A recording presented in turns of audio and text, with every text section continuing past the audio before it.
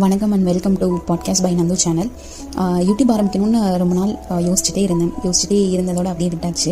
இந்த மெய்யழகன்ற படம் வந்து ஒன் டே முன்னாடி பார்த்துட்டு வந்தேன். சரி, இந்த மாதிரி ஒரு அழகான படத்துக்கு ஒரு ரிவ்யூ சொல்லலாம். ரிவ்யூன்ற வார்த்தை இல்லாமல் நமக்கு பர்சனலாக எனக்கு பிடிச்ச விஷயங்கள், ஒரு படம் பார்த்தா நமக்கு சில விஷயம் கனெக்ட் ஆகும் இல்லையா, அந்த மாதிரி விஷயம் வந்து என்னோடய சப்ஸ்கிரைபர்ஸ் இனிமேல் வரப்போகிறவங்களோட ஷேர் பண்ணிக்கணும் அப்படின்னு ஒரு ஆசையாக இருந்தது. ஃபர்ஸ்ட் ஆஃப் ஆல், இவ்வளோ ஒரு யதார்த்தமாக ஒரு மூவியை கொண்டு போக முடியும் அப்படின்றதுக்கு வந்து அந்த கதையை யோசித்ததுக்கே அவருக்கு வந்து ரொம்ப பெரிய பாராட்டுகள் சொல்லணும். ஏன்னா பெருசாக ஒரு ஆடம்பரம்லாம் இல்லை, ஆர்ப்பாட்டமான டம் டும்ன்ற சாங்லாம் கிடையாது, கொலை இல்லை, கற்பழிப்பு சீன் இல்லை, ஒரு சைக்கோ த்ரில்லர் இல்லை, விறுவிறுப்பாக எடுத்துகிட்டு போகிற திரைக்கதையெல்லாம் இல்லை.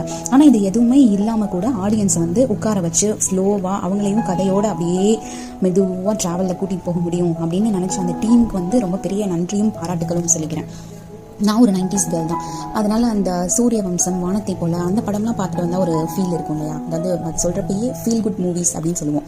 அதை பார்த்துட்டு வந்தோன்னே ஒரு மனசு நிறைவாக இருக்கிறது. அந்த மாதிரி படம் ரீசெண்டாக மலையாளம்லாம் நிறைய வருது. ஒரு படம் பார்த்துட்டு வந்த சாட்டிஸ்ஃபேக்ஷன் அந்த மாதிரி இருக்குது. அந்த மாதிரி ரீசெண்டாக அந்த குட் நைட் மூவி, அது ஒரு மாதிரி நல்லா இருந்தது. அந்த மாதிரி லைட் ஹார்ட்டட் மூவி பிடிக்கும் அப்படின்னா கண்டிப்பாக இந்த படம் பாருங்கள். நீங்கள் 90s கிட்ட இருந்தால் கண்டிப்பாக நீங்கள் மிஸ் பண்ணக்கூடாது. அந்த மாதிரி ஒரு படம் ரொம்ப ஸ்லோவாக தான் ட்ராவல் ஆகும். இப்போ இருக்க பசங்களுக்கெல்லாம் பார்க்குற அளவுக்கு பொறுமை இருக்குமானே தெரியல, அந்த அளவுக்கு ஸ்லோவாக தான் இருக்கும். படம் ரொம்ப ஸ்லோவாக தான் ஆரம்பிக்குது. இன்டர்வல் வரைக்கும் ஒரு மாதிரி போரிங்லாம் இல்லாமல் போயிடுச்சு. இன்டர்வலுக்கு அப்புறம் இன்னும் கொஞ்சம் ஒரு ஃபன் எலிமெண்ட்டோ இல்லை ஏதாவது கொஞ்சம் பண்ணியிருக்கலாம் அப்படின்ற ஒப்பீனியன் எனக்கு இருந்தது. பட் ஓகே, இந்த மாதிரி கதையை இப்படி தான் நம்ம சொல்ல முடியும், ஸ்லோவாக தான் சில விஷயங்கள் சொல்ல முடியும். டோட்டல் கதையை சொல்லி நான் ஸ்பாயில் பண்ண விரும்பலை. எனக்கு பிடிச்ச ஒரு 2 இடங்கள் மட்டும் உங்ககிட்ட பகிர்ந்துக்கலாம் அப்படின்னு நினைக்கிறேன். ஃபர்ஸ்ட் என்னன்னா, ஒரு சைக்கிள் சீக்வன்ஸ் வரும். அதாவது ஒருத்தவங்க தேவையில்லை அப்படின்னு பழசாயிடுச்சுன்னு தூக்கி போட்ட சைக்கிள் இன்னொருத்தவங்க வாழ்க்கையில் எவ்வளோ ஒரு தேவையை பூர்த்தி செய்யுது, அவங்க வாழ்க்கையை எப்படி அது மாற்றுது அப்படின்ற ஒரு சீக்வன்ஸ் வரும். ஸோ அதில் வந்து ஒரு குட்டி பையன் வந்து சைக்கிள் அவங்க அப்பா வாங்கிட்டு வராங்க. என்ன சைக்கிள்னா, வேற ஒருத்தவங்க யூஸ் பண்ணி பழசாயிடுச்சுன்னு சொன்ன ஒரு சைக்கிள். அந்த சைக்கிளை வாங்கிட்டு வரப்போ அந்த பழைய சைக்கிளை கூட அதை எடுத்துக்கிற அந்த எக்ஸைட்மெண்ட் வந்து அந்த பையனோட காமிச்சிருப்பாங்க. அது வந்து ரொம்ப அழகாக இருக்கும். அது 90s கிட்டால அப்படியே கனெக்ட் பண்ணிக்க முடியும். ஏன்னா அப்படின்னா, நம்ம அந்த டைம்லலாம் நம்ம கேட்ட உடனே சைக்கிள் வாங்கி கொடுக்குற அளவுக்கு பேரண்ட்ஸ்க்கு பெரிய ஃபினான்ஷியல் பேக்ரவுண்ட்லாம் கிடையாது. அப்படி இருக்கும்போது நம்ம இந்த வாடகை சைக்கிள்லாம் எடுத்து விட்டோம் இல்லையா, வாடகை சைக்கிள்னா கூட அந்த வாடகை சைக்கிள் ஒரு 1/2 மணி நேரம் 5 ரூபாய் கொடுத்து ஓட்டுற அந்த சந்தோஷம் வந்து இன்னைக்கு நம்ம என்ன ஒரு பிராண்டட் கார் வாங்கி அதில் போனால் கூட கிடைக்குமான்றது தெரியல. அந்த சைக்கிள் சீக்வன்ஸை அந்த பையன் கற்றுக்கிறது, அவன் அந்த ஒரு சைக்கிள் நாளைக்கு வரப்போகுது அப்படின்றப்ப அந்த ஆர்வம், அதெல்லாம் வந்து ரொம்ப அழகாக காமிச்சிருப்பாங்க. அந்த ஒரு இது வந்து என்னால் கம்ப்ளீட்டாக வந்து கனெக்ட் பண்ணிக்க முடிஞ்சிச்சு பீயிங் 90s கேர்ள். அதுக்கப்புறம் கார்த்தி கேரக்டர் வந்து ஒரு மாதிரி டிசைன் பண்ணியிருப்பாங்க. அது எப்படி பண்ணியிருப்பாங்கன்னு நான் சொல்ல வரல. அந்த டிசைனில் அதில் வந்து அரவிந்த் சார் கேட்பார், மனுஷங்கன்னா இப்படி தான் இருக்கணுமா அப்படின்னு சொல்லி. அந்த மாதிரி ஒரு கேரக்டர் இருக்கும். ஸோ நம்ம அதை பார்க்குறப்ப எனக்கு என்ன கொஷின் வந்தது அப்படின்னா, ஒரு மனுஷன்னா இப்படி தான் இருக்கணுன்ற மாதிரி கார்த்தி கேரக்டரை டிசைன் பண்ணியிருப்பாங்க. நம்மளாம் அப்படி இருக்கோமா அப்படின்ற கேள்வி வருது. நம்மளாம் அதுலேருந்து ரொம்ப விலகி வந்துட்டோம். நம்ம இப்போ வந்து போட்டி, பொறாமை, பொய் இதெல்லாம் மட்டும்தான் நம்ம வாழ்க்கையாக இருக்குது. ஆனால் நம்ம இப்படி தான் இருந்தோமா அப்படின்னு யோசிச்சு பார்த்தா கிடையாது. நம்மளோட அந்த தாத்தா பாட்டி காலம், அம்மா அப்பா காலம்லாம் கொஞ்சம் இல்லை, அவங்களாம் ரொம்ப இன்னசென்ட்டாக இருப்பாங்க.